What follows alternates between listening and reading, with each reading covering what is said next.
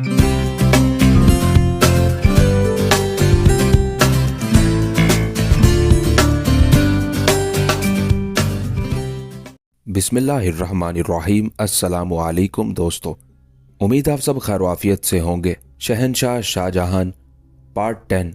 शहजादा खुर्रम मेहरुन्निसा और दूसरी बेगबात के लाहौर रवाना होते ही अरसलान बेग को ज़्यादा आज़ादियाँ हासिल हो गई। वो उसी रोज़ आत्माराम की कुटिया में पहुंचा और ज्ञानी के पाँव छूकर अपनी अकीदत का इजहार करने लगा। फिर कुछ देर बाद बड़े उदास लहजे में बोला, महाराज, मुझे बड़ा दुख है कि शहनशाह ने आप जैसे ज्ञानी का इस कदर अपमान किया। ये सब कुछ उस भिखारी की वजह से हुआ जो कैद खाने में एड़ियां रगड़ रहा है। आत्माराम ने नफरत आमेज लहजे में मुबारक शाह का जिक्र करते हुए कहा, मैं अपनी इस जिल्लत को कभी फरामोश नहीं करूंगा अरसलान। शहनशाह से भी इंतकाम लेना है और इस भिखारी से भी। आखिर वो भिखारी कौन है जिसने बादशाह को सजदा करना गवारा नहीं किया और कैद तन्हाई कबूल कर ली? अरसलान बेग उस वक्त भी खौफजदा नजर आ रहा था। वो आगरे का एक शोबदाबाज है जिसकी ना बीवी है ना बच्चे। एक तन्हा इंसान अगर कैद खाने चला गया तो कौन सा कमाल हो गया। अगर मुझ पर मेरी कौम की जिम्मेदारियां ना होती तो मैं भी सम्राट के सामने सजदे से इनकार कर देता और कड़ी से कड़ी सजा भुगतने को तैयार हो जाता। ज्ञानी आत्माराम बड़े झूठ और अय्यारी से काम ले रहा था। मैं मसलहतन खामोश हूं, अभी देवताओं की मर्जी नहीं है, मगर वो दिन जरूर आएगा जब शहनशाह जहांगीर को उसके किए की भयानक सजा मिलेगी। सजा का आगाज हो गया है ज्ञानी, अरसलान ने आत्माराम की बातों से मुतासिर होते हुए कहा। कैसी सजा? ज्ञानी ने चौंक कर कहा, इससे बड़ी सजा और क्या होगी कि बेटे ने बाप के खिलाफ बगावत कर दी है। अरसलान बेग ने शहजादा खुसरो के बारे में तफसीलात बयान करते हुए कहा, यह मेरे ही एक अमल का नतीजा है। ज्ञानी ने एक बार और झूठ का सहारा लिया।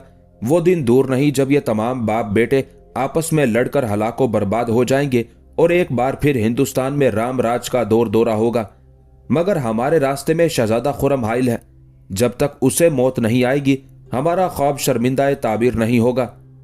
खुर्रम की जिंदगी और मौत का राज मैं जानता हूं, अरसलान बेग ने पुरजोश लहजे में कहा। अगर अर्जमंद और उसका रिश्ता टूट जाए तो खुर्रम जीते जी मर जाएगा। ज्ञानी कुछ सोचने लगा। मैंने अब तक हजारों शोहरों और बीवियों के दरमियान जुदाई की दीवार खड़ी की है, फिर खुर्रम और अर्जमंद मेरे हरबे से किस तरह बच सकते हैं? आत्माराम ने दावा करते हुए कहा। ज्ञानी आत्माराम दीगर शोबदाबाजियों के अलावा एक और खौफनाक अमल भी जानता था जिसके जरिए वो मोहब्बत करने वाले शोहर और बीवी के दरमियान फूट डाल देता था। इसी वजह से उसकी शैतानी ताकतों की बहुत शोहरत थी। फिर तुमने अब तक ऐसा क्यों नहीं किया ज्ञानी? अरसलान बेग ने शिकायत आमेज लहजे में कहा। मेरी तो ख्वाहिश है कि ये दोनों जुदा हो जाएं और अर्जमंद इतनी रुस्वा हो कि आगरे का बच्चा बच्चा उसकी जिल्लतों के अफसाने सुने। शिकस्त के एहसास ने अरसलान बेग को इंतहाई पस्तियों में गिरा दिया था। वो रुस्वा भी होगी और मर भी जाएगी। ज्ञानी के चेहरे पर उसकी नफसानी खबासत उभर आई थी। मगर तुझे एक काम करना होगा। ज्ञानी, आप हुक्म दें, मैं उस काम के लिए हर मंजिल से गुजर जाने को तैयार हूं। अरसलान बेग अपनी नफरतों का मुजाहिरा कर रहा था।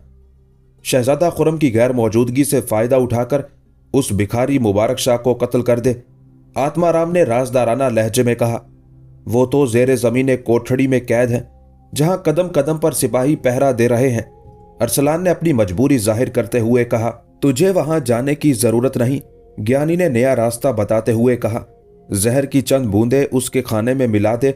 ये कहकर आत्माराम उठा और अपने संदूक से एक छोटी सी शीशी निकाल लाया जिसके अंदर जर्द रंग का कोई महलूल भरा हुआ था। यह दुनिया का खौफनाक तरीन जहर है। भिखारी मुबारक शाह के लिए इसका एक कतरा काफी होगा। अरसलान बेग ने ज्ञानी से वो शीशी ले ली और उसे अपनी जेब में रख लिया। यह बहुत मुश्किल काम है ज्ञानी। मुबारक शाह कलंदर की सख्त निगरानी हो रही है। सिपाहियों और खाना तैयार करने वालों को रिश्वत दे दे। आत्माराम ने कह कहा लगाते हुए कहा, उनके मुंह सोने से भर दे। फिर किस में इतनी हिम्मत है कि इनकार कर सके? मेरे पास इतना सोना कहाँ ज्ञानी? अरसलान बेग ने मायूस लहजे में कहा, सोना मैं तुझे फराहम करूंगा, बस तू मुबारक शाह को किसी तरह हलाक कर दे। ये कहकर आत्माराम उठा और उसने सामने रखी हुई कृष्ण भगवान की मूर्ति को दोनों हाथों की गिरफ्त में ले लिया। फिर देखते ही देखते वहां जमीन पर एक खलासा नमूदार हुआ। अरसलान बेग हैरत से मंजर देख रहा था। फिर वो खला बढ़ते बढ़ते एक दरवाजे के बराबर हो गया। मेरे पीछे पीछे चला आ। आत्माराम ने अरसलान बेग से मुखातिब होकर कहा। अरसलान खला से गुजरकर नीचे पहुंचा तो ये देखकर हैरान रह गया कि वहां दूर तक पुख्ता कमरे बने हुए थे। कोई सोच भी नहीं सकता था कि एक मुख्तसर सी झोंपड़ी के नीचे एक नई दुनिया आबाद होगी। फिर ज्ञानी ने अरसलान को तमाम कमरे खोलकर दिखाए। हर कमरा सोने की छोटी बड़ी ईंटों से भरा हुआ था। अरसलान बेग की आंखें हैरत से फैल गई और वो बेइख्तियार चीखने लगा, इतना सोना तो किसी बादशाह के पास भी नहीं होगा। एक बादशाह का क्या जिक्र है, तमाम बादशाह मिलकर भी इतना सोना पेश नहीं कर सकेंगे। आत्माराम ने फखरिया अंदाज में कहा, मैं सोने से भरा हुआ एक कमरा तेरे नाम कर सकता हूं अगर तू मुबारक शाह को हलाक कर दे। यह कहकर आत्माराम ने सोने की 3-4 ईंटें उठाई और अरसलान की तरफ बढ़ा दी। इस सोने से उन लोगों को खरीद ले और मुबारक शाह का काम तमाम कर दे। अरसलान ने किसी भूखे इंसान की तरह वो सोने की ईंटें ले ली और उन्हें एक रुमाल में छुपा लिया। वो फितरतन एक लालची इंसान था। सोने का समंदर देखकर पागल हो गया। कुछ देर बाद ज्ञानी आत्माराम उसी तरह अपनी झोंपड़ी में वापस आ गया। कृष्ण की मूर्ति को एक खास जाविये से हरकत दी और जमीन में पैदा होने वाला खला हमवार हो गया। और अर्जमंद का क्या होगा? अरसलान ने मुबारक शाह को किसी न किसी तरह मौत के घाट उतार देने का वादा करते हुए कहा, तू मुझे अर्जमंद और शहजादा खुरम की तस्वीर फराहम कर दे, फिर मैं उन दोनों को इस तरह जुदा कर दूंगा कि वो दोनों जिंदगी भर आपस में नहीं मिल सकेंगे। आत्माराम ने कहा, तस्वीर तो नहीं मिल सकती। अरसलान ने मायूस होकर कहा, हाँ, ये मुमकिन है कि मैं खुद उल्टी सीधी लकीरों के जरिए उनकी तस्वीरें बना सकूं। अरसलान बेग को एक जमाने में मुसव्वरी का भी शौक रहा था। उसने अपने लड़कपन में एक ईरानी मुसव्विर से यह फन सीखने की कोशिश की थी, मगर फिर यह शौक अधूरा रह गया था।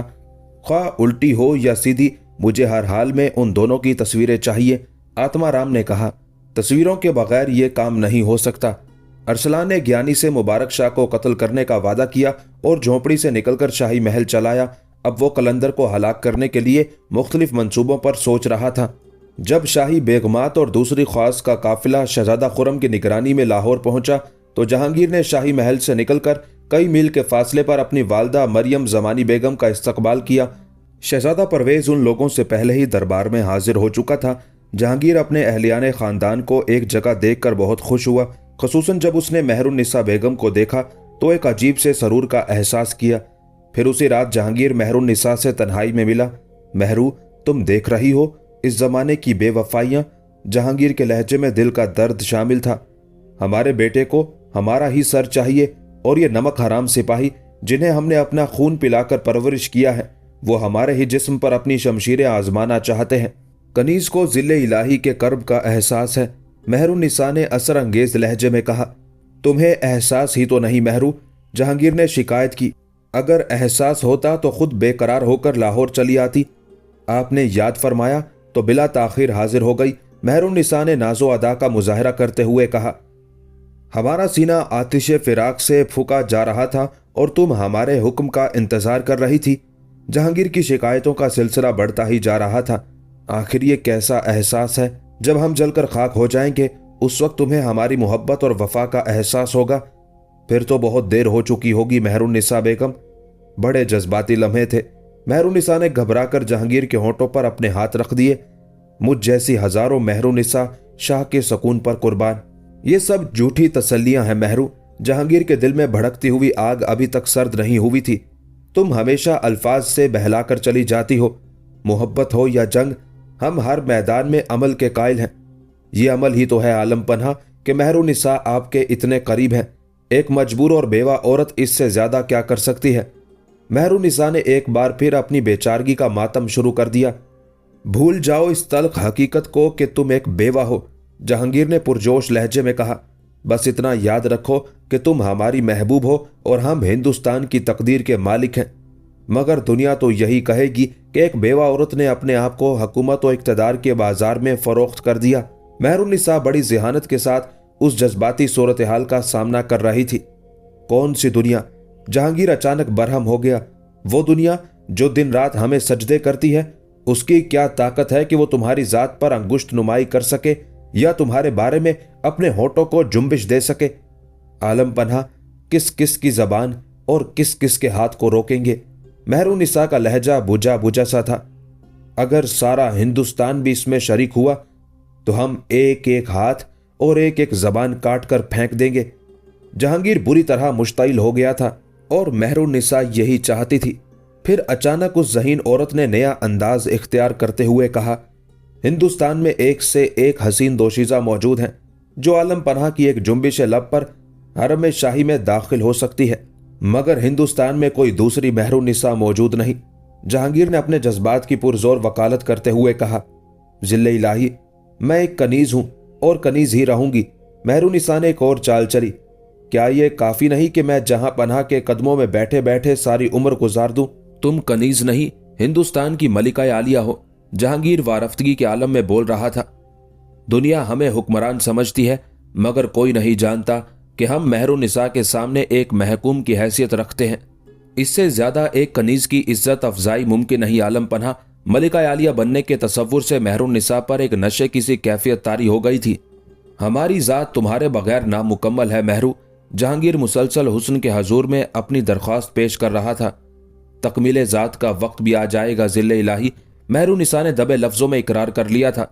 जहांगीर अपनी महबूब की जबान से हरफे इकरार सुनकर खुशी से झूम उठा। वो वक्त कब आएगा महरू? शहंशाह ने बेकरार होकर पूछा। पहले आप मुल्की हालात पर काबू पा लें। मेहरुन्निसा बड़ी होशियारी से बाजी खेल रही थी।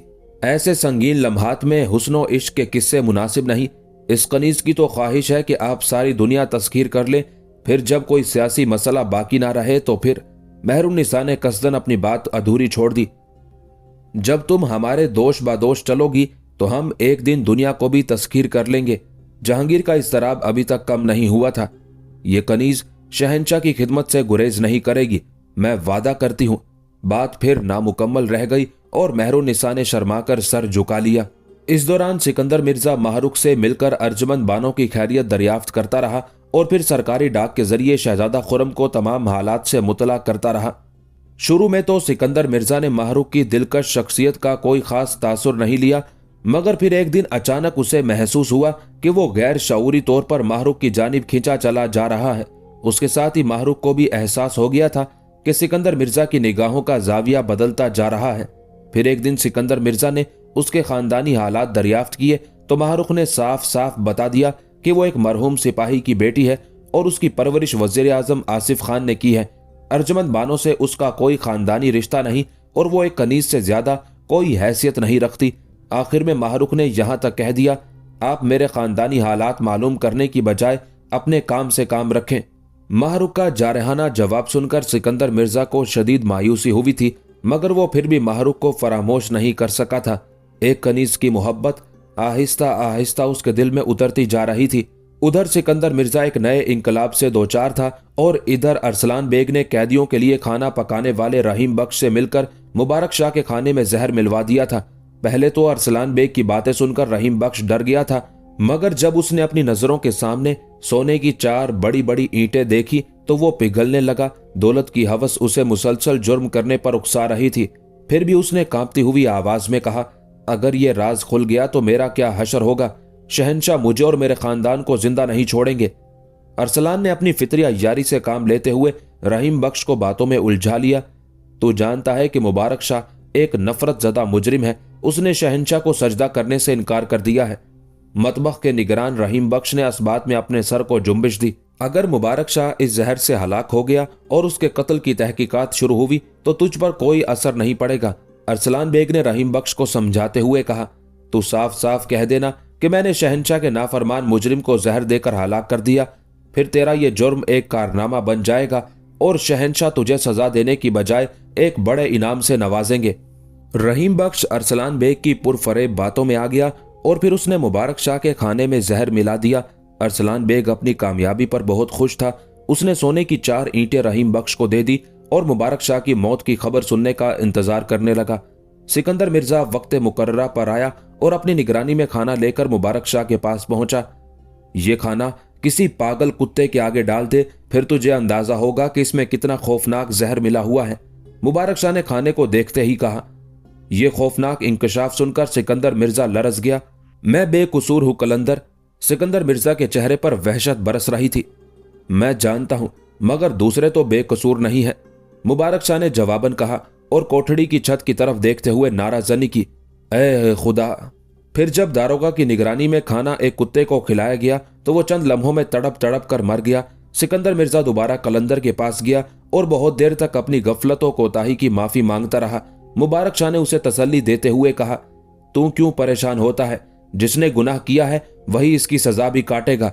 जब तक मुबारक शाह की जिंदगी है उसे कोई नहीं मार सकता, मगर कुत्ते की मौत का गम जरूर है कि एक मासूम जान इंसानी हवस का निशाना बन गया।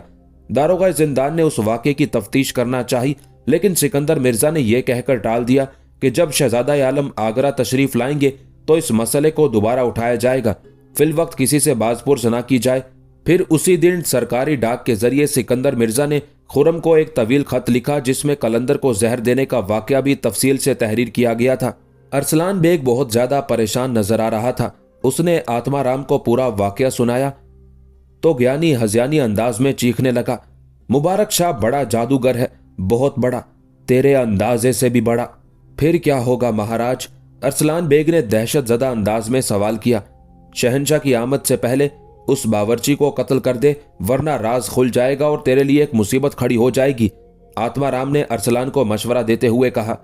मजीद सोने के लालच में रहीम बख्श आत्माराम की झोपड़ी में चला गया और फिर अरसलान बेग ने ज्ञानी के खिदमतगार धर्मपाल के साथ मिलकर रहीम बख्श को जदोकोब किया और जब वो बेहोश हो गया तो उसे दरियाए जमुना के हवाले कर दिया गया। फिर पानी की तेज लहरें उसके जिस्म को बहाकर दूर ले गई। उस काम से फारिग होने के बाद अरसलान बेग ने पूछा, महात्मा अब मेरे लिए क्या हुक्म है? अब तू शहजादा खुर्रम और अर्जमंद के साथ साथ मुबारक शाह की तस्वीर भी बनाएगा। आत्माराम ने कहा, उस जादूगर पर काबू पाने का अब यही एक तरीका है। महाराज आप तस्वीरों का क्या करेंगे? अरसलान ने पुरतजस्सुस लहजे में सवाल किया। तू अपना काम जारी रख, हमारे मामलात में दखल अंदाजी ना कर, आत्माराम ने सख्त लहजे में कहा।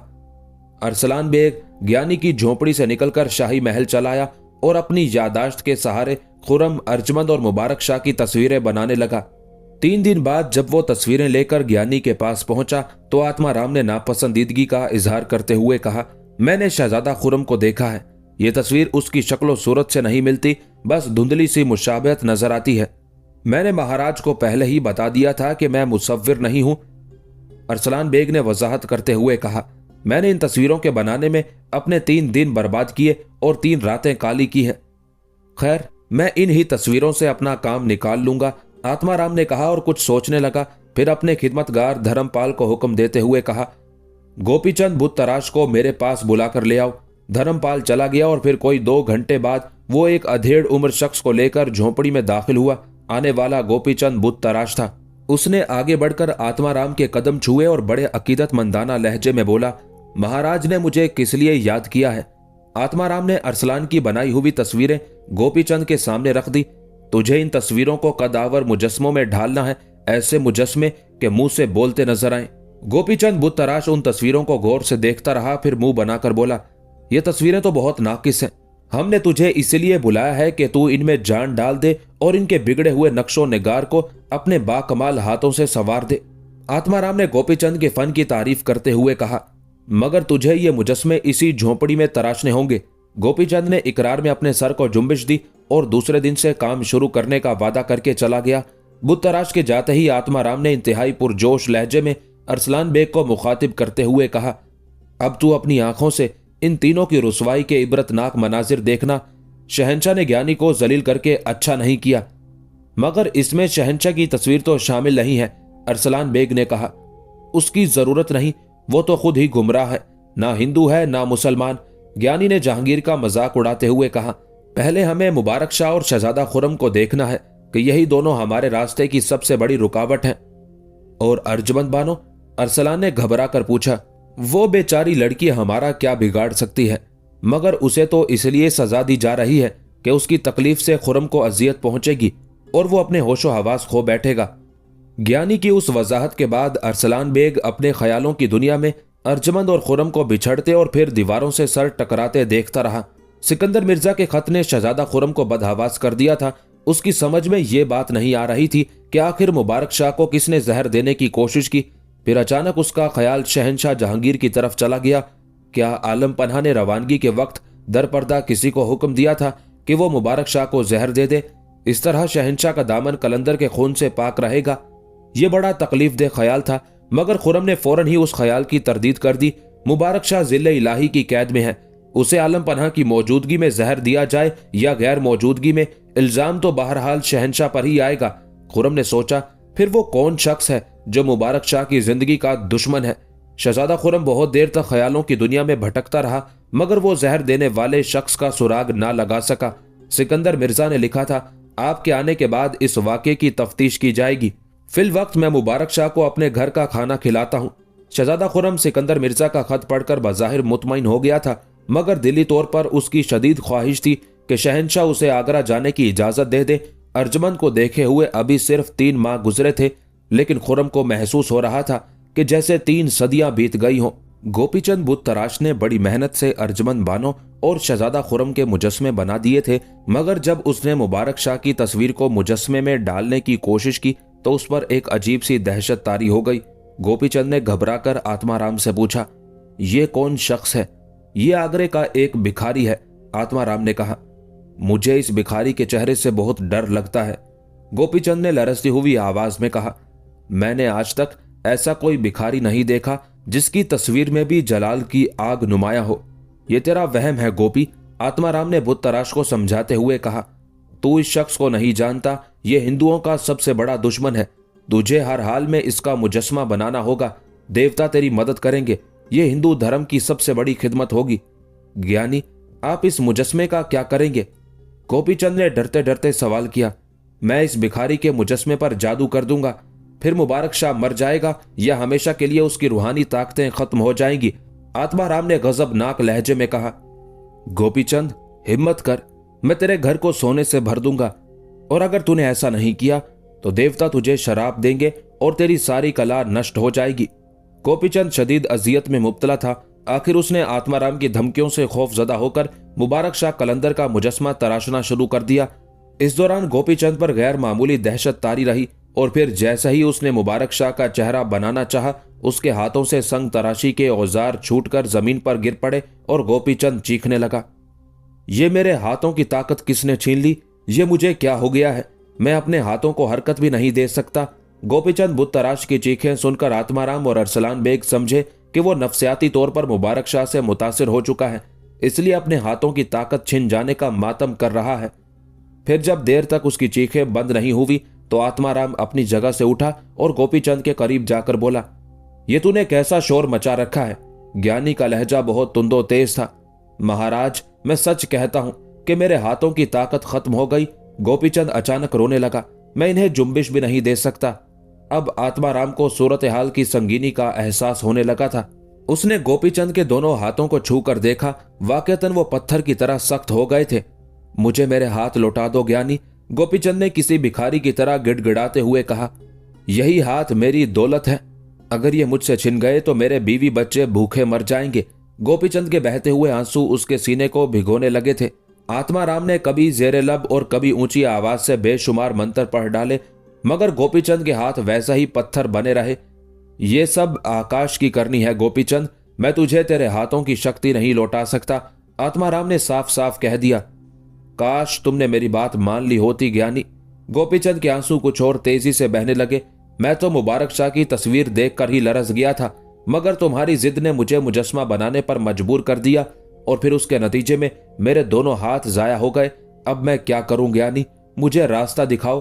पूरे परिवार का बोझ मेरे कांधों पर है, और ये कांधे शायद हमेशा के लिए बेकार हो गए हैं। मैं क्या कर सकता हूं गोपीचंद? आत्माराम ने बड़ी अय्यारी से अपना दामन बचाते हुए कहा। तुमने वादा किया था कि मैं तेरा मुंह सोने से भर दूंगा। गोपीचंद ने आत्माराम को उसकी बातें याद दिलाई। आत्माराम कुछ देर तक सोचता रहा, फिर वो अपने जेरे जमीन कमरे में पहुंचा और सोने की 3 बड़ी बड़ी ईंटें लाकर गोपीचंद के सामने डाल दी। मैं अपना वादा पूरा कर रहा हूं। इस सोने को बेचकर बीवी बच्चों का पेट पाल और अपना इलाज भी करना।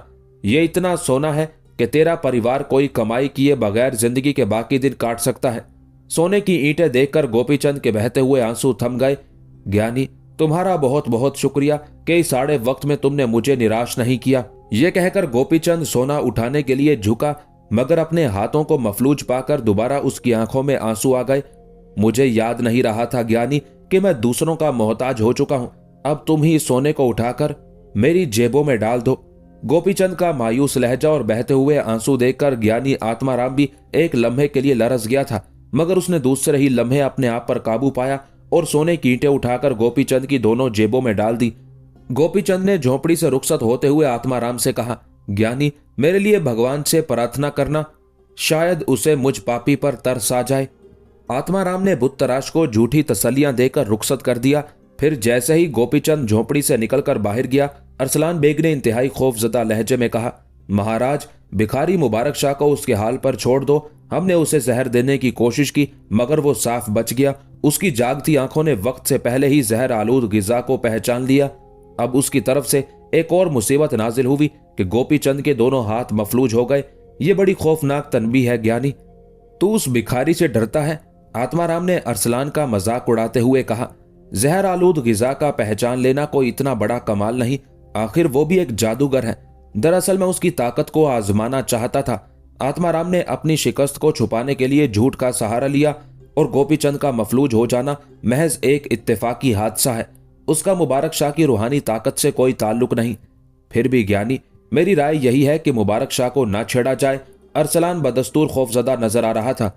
जो हमारा सबसे खौफनाक दुश्मन है, उसी को छोड़ दूं? ज्ञानी आत्माराम ने इंतहाई नफरत आमेज लहजे में कहा। मुबारक शाह को उस वक्त नजरअंदाज किया जा सकता था जब वो शहजादा खुरम का साथ ना देता। मेरा ज्ञान बताता है कि शहजादा खुरम हमारे लिए बहुत खतरनाक साबित होगा। अगर वो तख्ते शाही तक पहुंच गया तो हमारे सारे किए कराए पर पानी फिर जाएगा। हम चाहते हैं कि शाही महल में अजान की बजाय नाकूस की आवाज गूंजे, मस्जिदों की जगह मंदिर तामीर किए जाएं। शहजादा खुरम अगरचे एक हिंदू औरत की औलाद है, लेकिन बचपन ही में शहंशाह ने उसे उसकी आगोश से दूर कर दिया था। फिर सुल्ताना सलीमा बेगम की तरबियत ने खुरम को बदल डाला। ना वो शराब पीता है और ना महल की कनीजों से दिल बहलाता है। मजीद ये कि इस कमबख्त मुबारक शाह ने शहजादे को कुछ और भड़का दिया है। आत्माराम अपनी नाकामियों को याद करके मुबारक शाह के खिलाफ जहर उगल रहा था। जब तक मुबारक शाह जिंदा है, हम अपने मकसद में कामयाब नहीं हो सकते। फिर इससे निजात हासिल करने की क्या सूरत होगी? अरसलान बेग वहशतज़दा नजर आ रहा था। मैं इसी मुजस्मे के जरिए इसे शिकस्त देने की कोशिश करूंगा। आत्माराम ने गोपीचंद के बनाए हुए नामुकम्मल मुजस्मे की तरफ देखते हुए कहा। मगर मुजस्मा तो नामुकम्मल है। अरसलान बेग ने अभी तक ज्ञानी की बातों का कोई तासुर कबूल नहीं किया था।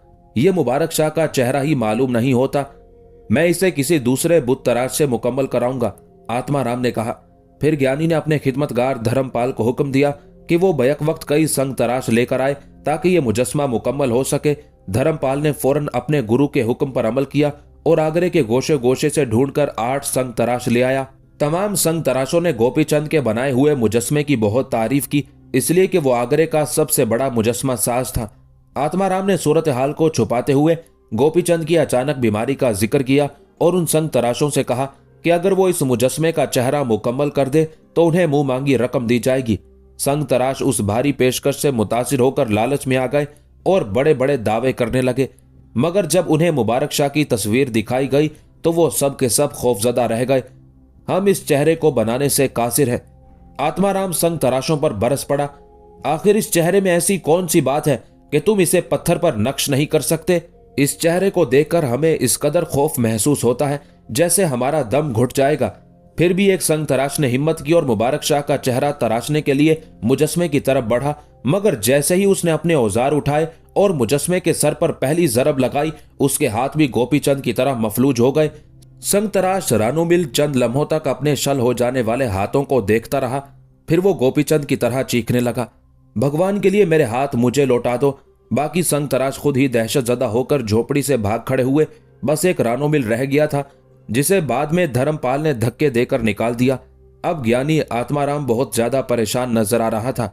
अरसलान बेग की हालत किसी डरे सहमे बच्चे की मानित थी। ज्ञानी, मैं अब भी यही कहता हूं कि मुबारक शाह से बदला लेने का ख्याल तर्क कर दो। हमारी नजरों के सामने अब तक गोपीचंद और रानोमिल मफलूज हो चुके हैं। मुझे तो ऐसा लगता है कि जो भी इस मुजस्मे को छुएगा वो पत्थर का हो जाएगा। ज्ञानी आत्माराम बहुत देर तक आंखें बंद किए अपने ख्यालात में डूबा रहा। फिर उसने धर्मपाल को हुक्म देते हुए कहा, करीब के देहात से चंद मजदूर पकड़ लाओ और इस मुजस्मे को उठाकर दरियाए जमुना में डाल दो। धर्मपाल ने ऐसा ही किया। जिस वक्त वो मजदूर मुजस्मे को उठा रहे थे, अरसलान बेग और आत्माराम का ख्याल था कि वो सब के सब भी मफलूज हो जाएंगे, मगर ऐसा नहीं हुआ। तमाम मजदूर महफूज रहे और उन्होंने मुजस्मे को दरिया में फेंक दिया। इन मजदूरों को तो कोई भी जरर नहीं पहुंचा। आत्माराम ने अरसलान से कहा, मैं क्या कह सकता हूं महाराज। अरसलान के चेहरे पर अब भी खौफ और दहशत की हल्की हल्की परछाइयां लरज रही थी। ये सब ऐसे ज्ञान की बातें हैं जिसे मैं नहीं जानता। आत्माराम मुस्कुराने लगा। मैंने मुबारक शाह की जादूगरी से खौफजदा होकर मुजस्मे को दरिया में नहीं फेंकवाया है। ज्ञानी ने पुरजोर लहजे में कहा, यह तो मेरे आइंदा अमल का एक हिस्सा है। अब मैं उसे दरिया में गर्क करके मार दूंगा। मगर वो तो शाही कैद खाने में है। अरसलान बेग ने एतराज करते हुए कहा, मूर्ख, दरिया में गर्क करने का मतलब यह होता है कि मैंने मुबारक शाह की शख्सियत को पानी की तह में डालकर उसे कीचड़ के हवाले कर दिया। आत्माराम का लहजा सख्त हो गया था। अब उसकी रूहानी ताकत आहिस्ता आहिस्ता खत्म हो जाएगी। फिर एक दिन वो आम गदागर की तरह आगरे की गलियों में भीख मांगता नजर आएगा और यह अमल उस वक्त तक जारी रहेगा जब तक मुजस्मे को दरिया से निकालकर मेरे मंत्र का तोड़ नहीं कर दिया जाता। इसका मतलब है कि हमें मुबारक शाह की साहिराना ताकतों से निजात मिल गई। अचानक अरसलान बेग के चेहरे पर जिंदगी की लहर दौड़ गई थी। यकीनन, आत्माराम ने दावा करते हुए कहा, अब वो शहजादा खुर्रम की कोई मदद नहीं कर सकेगा। मुझे अफसोस है कि कोई भी संग तराश मुबारक शाह का मुजस्मा मुकम्मल ना कर सका। अगर ऐसा हो जाता तो फिर वो मेरी गिरफ्त से बच नहीं सकता था। मैं उसे तड़पा तड़पा कर हलाक कर डालता, यहां तक कि उसका जिस्म कई टुकड़ों में तकसीम हो जाता। आत्माराम ने कफे अफसोस मलते हुए कहा, मुबारक शाह का बेअसर हो जाना भी हमारे लिए काफी है। अरसलान बेग ने इत्मीनान का इजहार करते हुए कहा, मगर ज्ञानी, आज मुझे इतना जरूर बता दो कि तुम्हें खुर्रम से इतनी नफरत क्यों है? क्या तुम सिर्फ मेरी खातिर शहजादे को बर्बाद करना चाहते हो? खुर्रम की बर्बादी से तेरा भी भला हो जाएगा। आत्माराम ने सर्द लहजे में कहा, एक मैं ही नहीं, हिंदुस्तान के सारे ज्ञानी, पंडित और ज्योतिषी इस राज से बाखबर हैं कि खुर्रम की हुकूमत अकबर और जहांगीर की सल्तनत से मुख्तलिफ होगी।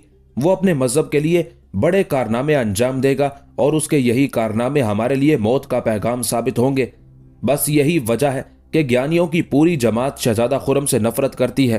अगर वो अपने बाप और दादा के नक्शे कदम पर चलने के लिए आमादा हो जाए तो हम आज ही उसके कदमों पर अपना सर रख दें, मगर वो ऐसा नहीं करेगा। मजबूरन हमें बाप और बेटों को आपस में लड़ाना होगा। ये लोग किस तरह लड़ेंगे? इतने करीबी रिश्ते एक दूसरे से जंग नहीं कर सकते। अरसलान बेग ने अपनी दिली मुसरत को छुपाते हुए मसनूई हैरत के लहजे में कहा, जैसे खुसरू और जहांगीर लड़ रहे हैं। आत्माराम ने एक मजबूत दलील देते हुए कहा, यह हमारे अमल ही का नतीजा है कि खुसरू बागियों की सफ में जा खड़ा हुआ। अब उन दोनों बाप बेटे के दिलों से नफरत के गुबार को दुनिया की कोई ताकत नहीं धो सकती। अरसलान बेग ने ज्ञानी की अजमत का नारा बुलंद किया और शाही महल जाने के लिए उठ खड़ा हुआ।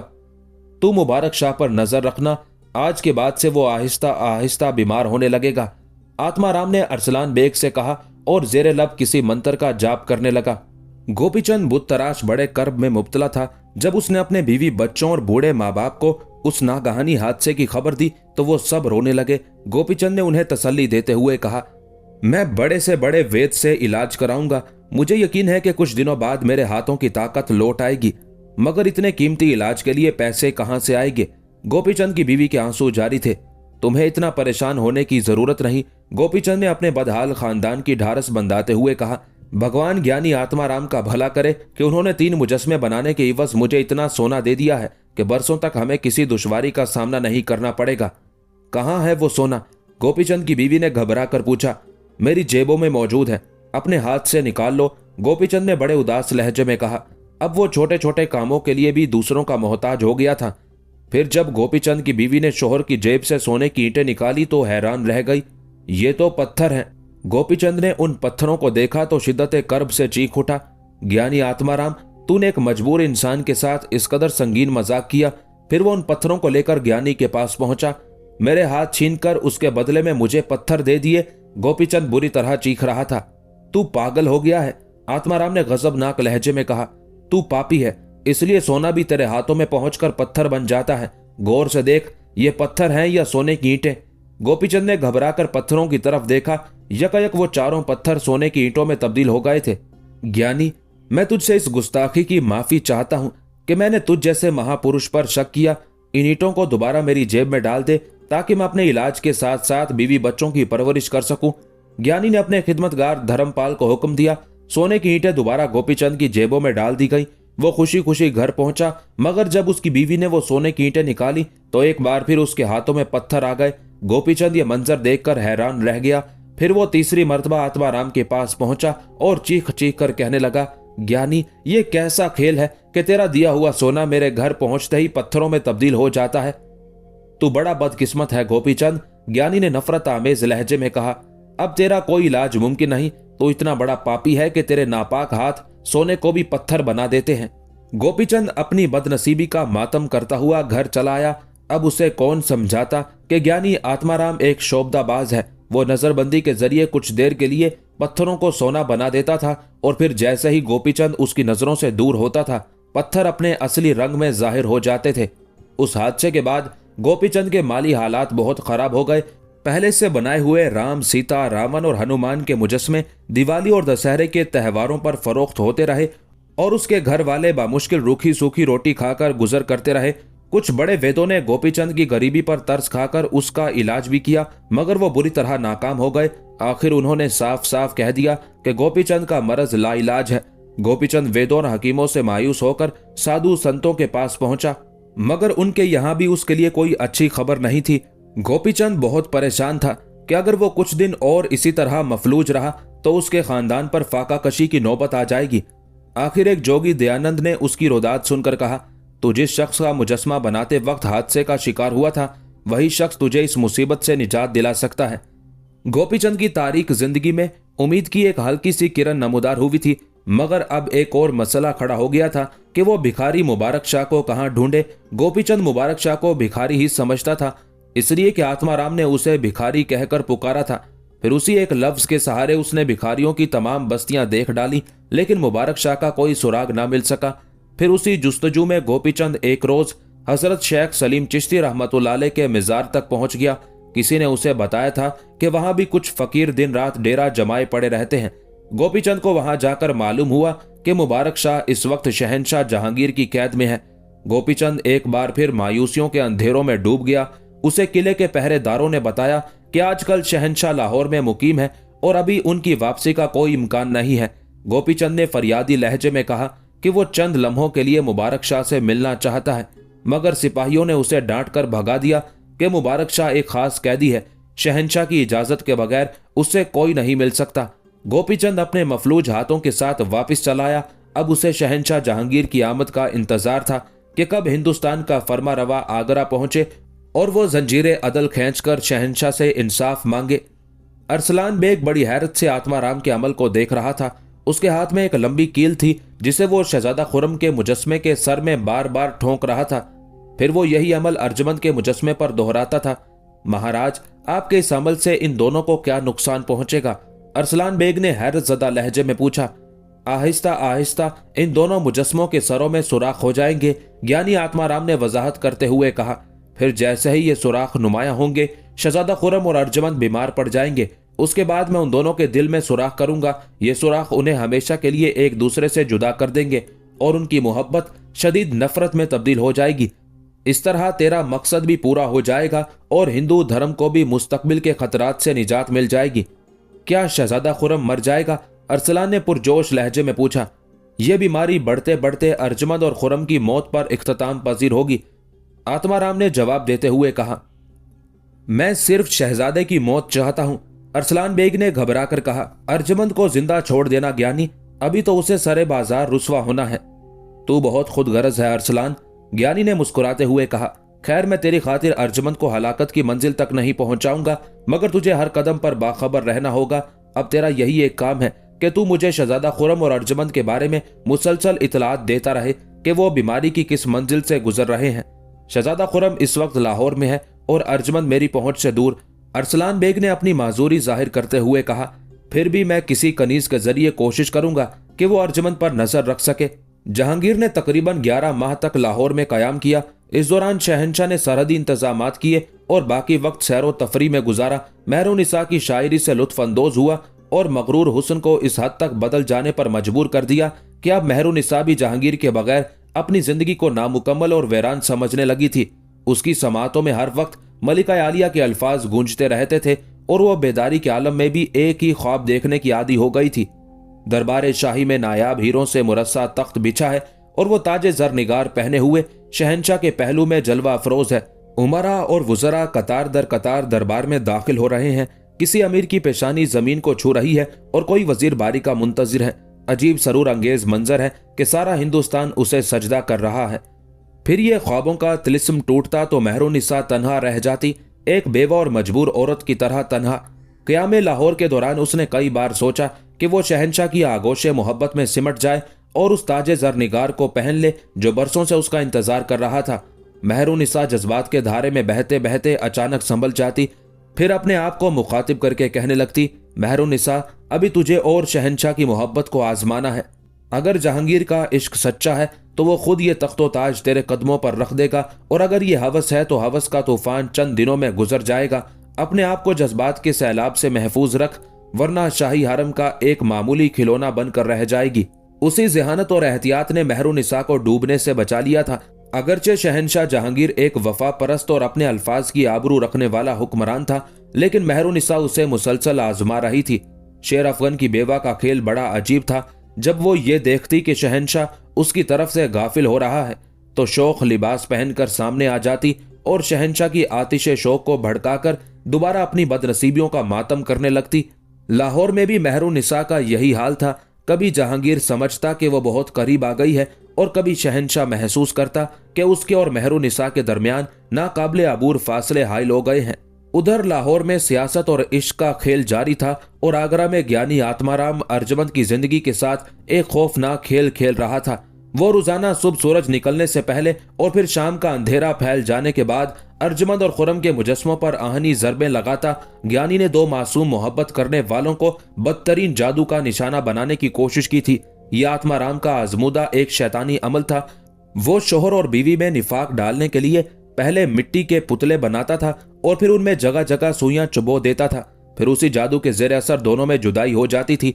ये वही जादू था जिसका मुजाहिरा हजरत मूसा अलैहिस्सलाम के जमाने में सामरी भी किया करता था, और आज भी हिंदुस्तान के गोशे गोशे में इस किस्म के जादूगर पाए जाते हैं। इस जादुई अमल का दूसरा पहलू तवील बीमारी या हलाकत की शक्ल में जाहिर होता था। जिस शख्स पर उस किस्म का जादू किया जाता था वो अचानक बीमार पड़ जाता और कोई भी वेद या हकीम उस मरज को समझने से कासिर रहता, यहाँ तक कि वो बीमार इंसान रोज बरोज नामालूम कमजोरी की तरफ बढ़ता रहता और फिर एक दिन उसी नातवानी के आलम में दुनिया से गुजर जाता। शहजादा खुरम तो मुबारक शाह कलंदर की दुआओं के जेर असर था, इसलिए उस पर आत्माराम का जादू असर न कर सका। लेकिन अर्जमंद अचानक बहुत ज्यादा उदास नजर आने लगी। शुरू शुरू में माहरुख ने यही समझा कि उसकी आकाजादी शहजादा खुरम की जुदाई के सबब उदास है, मगर जब अर्जमंद मुसलसल खामोश रहने लगी तो उसे तशवीश लाहक हुई। बीबी, तुम्हें ये चुप कैसी लग गई है? आखिर एक दिन माहरुख ने अर्जमंद से पूछा। बस किसी से बात करने को दिल नहीं चाहता, अर्जमंद ने इंतहाई शिकस्ता लहजे में कहा। क्या शहजादा खुरम की याद में सारी दुनिया को फरामोश कर बैठी हो? माहरुख शिकायत के साथ शरारत भी कर रही थी।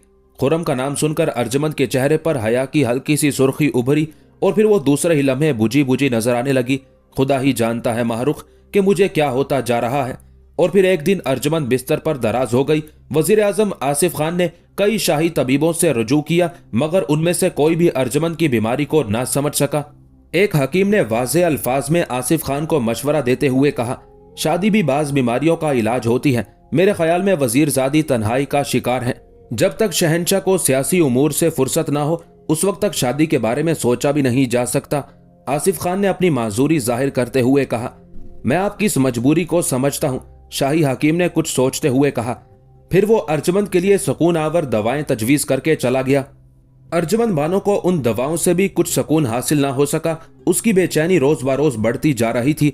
कभी अर्जमंद के चेहरे का रंग सुर्ख हो जाता, कभी इंतहाई जर्द और कभी हल्का नीला।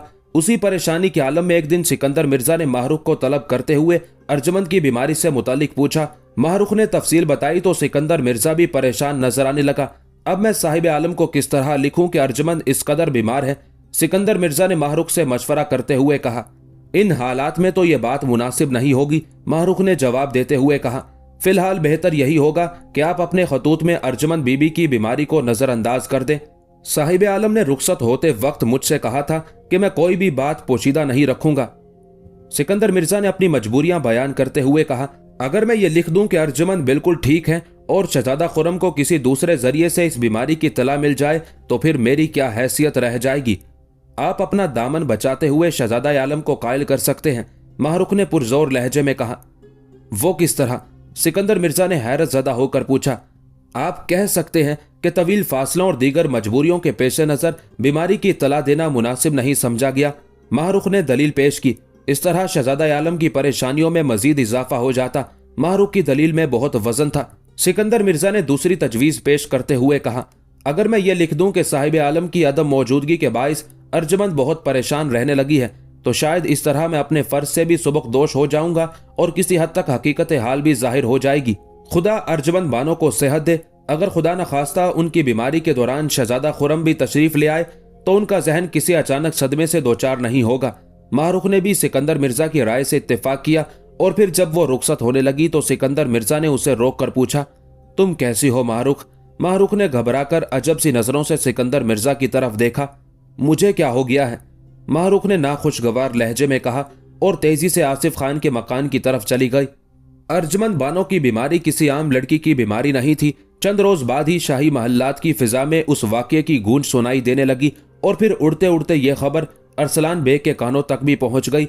वो बहुत खुश था और उसने उसी सरशारी के आलम में आत्माराम को यह इत्तला देते हुए कहा, महाराज, मैं आपकी जादुई कुव्वतों का कायल हो गया। अर्जमंद बीमार पड़ गई और शाही हकीम उसका इलाज करने से कासिर नजर आ रहे हैं। किसी की समझ में नहीं आता कि अर्जमंद को क्या बीमारी हो गई है। ज्ञानी आत्माराम बहुत मकरू अंदाज में कह कहा मारकर हंसा, और कोई समझ भी नहीं सकता। या आकाश पर देवता जानते हैं या धरती पर ज्ञानी आत्माराम। उसे इतना बीमार कर दे ज्ञानी कि वह मुझसे अपनी जिंदगी की भीख मांगने पर मजबूर हो जाए। अरसलान बेग ने आत्माराम के पैरों को छूते हुए कहा, धीरज रख, ऐसा ही होगा। आत्माराम ने पुरगरूर लहजे में कहा, और शहजादा खुर्रम की क्या खबर है? वो भी अब तक बीमार पड़ चुका होगा। नहीं ज्ञानी, अरसलान ने बेदिली के साथ कहा, शहजादे पर तेरे जादू का अभी कोई असर नहीं हुआ है। तू ये दावा किस तरह कर सकता है? आत्माराम के चेहरे पर नागवारी का रंग नुमाया था। अगर शहजादे की तबीयत जरा भी नासाज होती तो पूरा महल उस खबर के शोर से गूंज रहा होता। अरसलान बेग ने एक एक लफ्ज पर जोर देते हुए कहा। ज्ञानी आत्माराम अचानक परेशान नजर आने लगा। उसे अपनी नाकामी पर यकीन नहीं आ रहा था। फिर उसने घबराकर मुबारक शाह के बारे में सवाल किया, और उस भिखारी का क्या हाल है? वहां मेरा गुजर मुमकिन नहीं। अरसलान बेग ने माजरत ख्वाना लहजे में कहा, शहनशाह ने मुबारक शाह को एक मखसूस कैद खाने में रखा है। देर तो हो सकती है, मगर यह मुमकिन नहीं कि कोई शख्स मेरे जादू से महफूज रह सके। आत्माराम ने एक बार फिर दावा करते हुए कहा, हालांकि वो अच्छी तरह जानता था कि मुबारक शाह के सिलसिले में उसका दावा खोखला भी है और बेहकीकत भी।